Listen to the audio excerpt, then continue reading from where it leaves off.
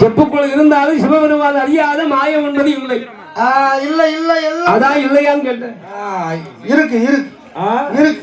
அறைக்குள்ள வைத்தாலும் அரணார் அறியாத மாயம் கிடையாது. இந்த அரண் பெருமான் அறியாத மாயம் என்பது கிடையாது. பார்வதி உமையவளே, அம்மா ஏ பார்வதி, பூஜ்யத்துக்குள் இருந்தாலும் இந்த ராஜ்யத்தை ஆள்பவன் ஒருவன் ஒருவன். அவனை புரிந்து கொண்டால் அவன் பெயர்தான் இறைவன்.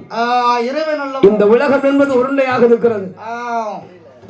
எப்படி பார்த்தாலும் உனக்கு பார்த்தா வட்டமா தான் தெரியும். எப்படி பார்த்தாலும் வட்டம். அது என்பது பூஜ்யம். பூஜ்யம். அந்த பூஜ்யத்துக்குள்ளாக இருந்து இந்த ராஜ்யத்தை ஆள்பவன் ஒருவன். அவனை புரிந்து கொண்டால் அவன் பேர்தான் இறைவன். அந்த இறைவன் கண்ணுக்கு தெரிய மாட்டான். கண்ணுக்கு தெரிஞ்சாலும் அங்க ஒரு சூட்கேஸை கொண்டு வச்சிருவோங்க. அங்க போய் மறியல் நடக்கும்.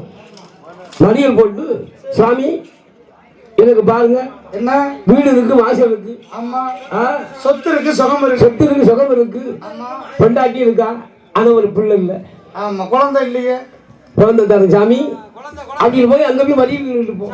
ஆமா, குழந்தை நீதான்பா கொடுக்கணும். சரி சாமி, நானா வந்து கொடுக்க முடியும்? என்னப்பா அருள் புரியணும். அது கலாட்சியம் வேணும் இல்லப்பா.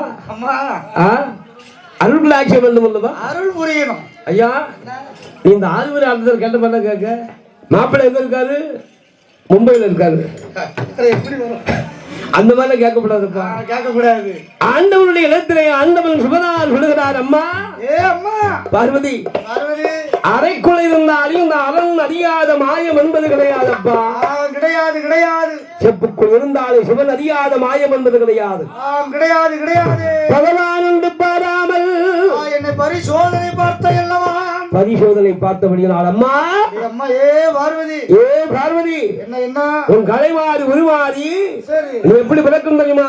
எப்படி நான் பிறக்கணும்? மூன்று நல்ல பிறவியாக, மூன்று பிறவியாக நீங்கள் பிறங்களும் பிறப்பாயம்மா. அறிவுத்தி உமையவளே,